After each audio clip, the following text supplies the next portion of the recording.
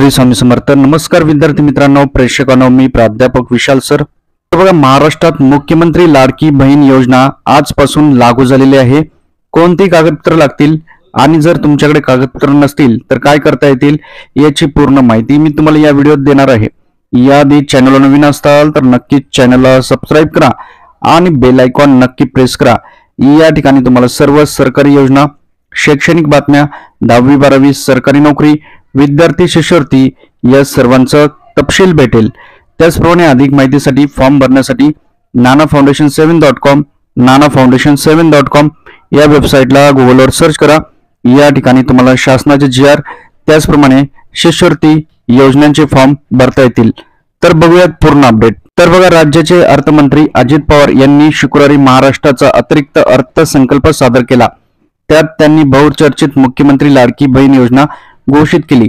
या योजनेअंतर्गत राज्यातील 21 ते 7 वर्ष वयोगटातील महिलांना दरमहा म्हणजे प्रत्येक महिन्याला 1,500 रुपये मिळणार आहे। तर याची पूर्ण माहिती घेणार आहोत की कागदपत्र कोणती लागतील आणि जर तुमच्याकडे ते नसतील तर कशा प्रकारे आपल्याला उपाययोजना करता येतील।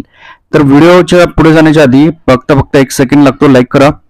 भरपूर प्रेक्षकांनी लाईक केलेले धन्यवाद। आणि ही योजना आजपासून लागू झालेली आहे। याचा ऑफिशियल GR हवे असेल तर nanafoundation7.com वेबसाईटला सर्च करा। तर बघा, या योजनेसाठी ही कागदपत्र लागतील। सर्वप्रथम तुम्हाला योजनेसाठी ऑनलाईन अर्ज करायचा आहे। जर तुम्ही ऑनलाईन अर्ज भरत नसताल तर नजीकचे जे बालविकास केंद्र आहे किंवा अंगणवाडी सेविका आहे त्या ठिकाणी जाऊन तुम्ही ऑफलाईन पद्धतीने देखील ऑनलाईन अर्ज भरू शकता। त्यानंतर तुमचं आधार कार्ड, त्यानंतर तिसरं तुम्हाला डोमासाईल प्रमाणपत्र किंवा जन्म दाखला या दोन्हींपैकी एक प्रमाणपत्र तुमच्याकडे असणं गरजेचं आहे। जन्म दाखला हे तुम्ही हॉस्पिटलमध्ये असाल, कुठला जन्म घेतला असेल त्या रुग्णालयातून तिथून भेटून जाईल आणि आदिवासी प्रमाणपत्र हे तहसील कार्यालयातून तुमच्याकडे भेटतं।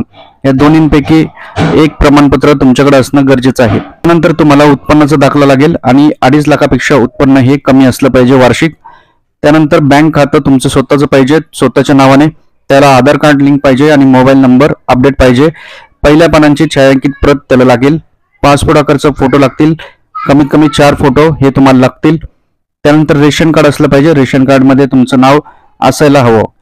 त्यानंतर सदर योजनेच्या अटी शर्ती पालन केल्याबाबतचे हमीपत्र तुमच्याकडून लिहून घेतलं जाईल। ते तुम्हाला ऑनलाईन पद्धतीनेच भेटेल। ते तुम्हाला पूर्ण लिहायचं आणि परत सबमिट करायचं, अपलोड करायचं। तर ही अशा प्रकारची अपडेट आहे। तुमच्याकडे यापैकी कुठलं प्रमाणपत्र जर नसेल तर तुम्ही ती काढण्याची जी प्रोसेस आहे ती nanafoundation7.com या वेबसाईटला सर्च करा।